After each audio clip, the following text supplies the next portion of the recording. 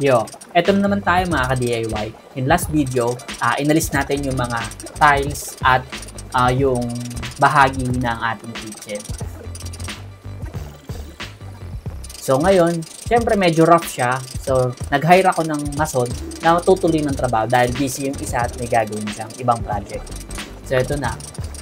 Ito nga pala ang ating tropang mahusay naman. Or tropang malupit. Kasi yung kabila, yung isa tropang mahusay. Yung isa naman na to ay tropang malupit na. So ayan, nilinis niya lang ng konti kasi medyo may malalaki pang chunk na bato na naiwan. Then kapag pinalitadahan yan, syempre medyo uumbok or parang buntis siya. So ang ginawa niya ay sininsil niya muna ng bahagya para medyo mag-flatten ang dingding.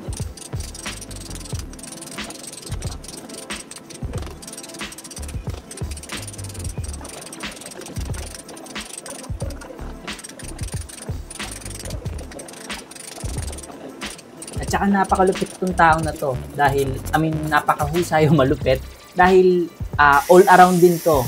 Actually, foreman siya eh. Then, kaya niya gawin yung tubo, electrical, at anything.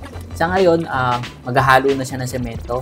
And then, nag-offer siya sa akin na isama na rin tong tubo dahil napansin niya hindi maayos yung pagkaka-pipe. Sabi ko, sige, okay lang naman. Pero ang malupit, hindi siya nagpadagdag ng bayad. Sabi niya, okay na yun kasi medyo maliit lang daw yung trabaho na gagawin and nabilis lang matatapos. Actually, halos half day niya lang ito ginawa eh. Dahil yan lang naman yung papalitadahan. And rough finish naman siya. Then ako na yung magko-continue para masiyahan. And bad news, akala ko na videohan pero hindi pala. Napicturean ko lang. Ayun yung nakakainis doon. Pero okay lang, at least maganda naman na pagkakagawa ko. And may picture ako para makita niyo.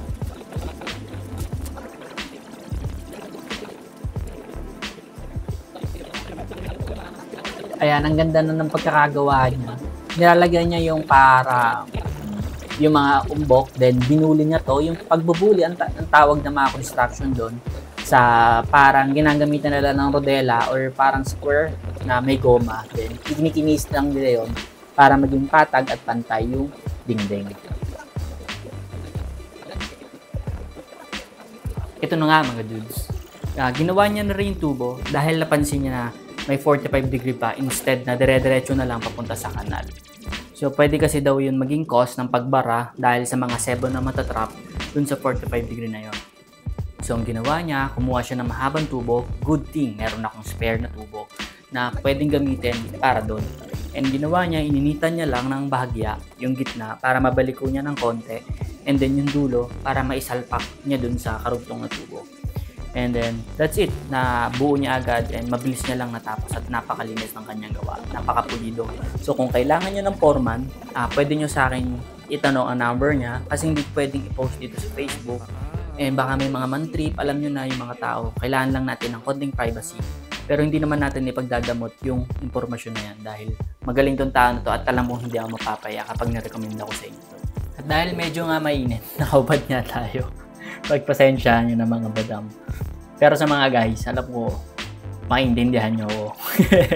So, eto, naghahalo tayo ng masilya. Ang nakaka-bad trip lang dito, hindi ko na-videoan kung paano ko na nasilyahan. Napaka-satisfying pa naman. Pero don't worry, may picture naman ako kung paano ko siya natapos and maganda naman. Satisfied naman ako sa gawa ko, hindi sa pagbubuhat ng bangko. Pero yun lang talaga yung naramdaman ko. So yun lang.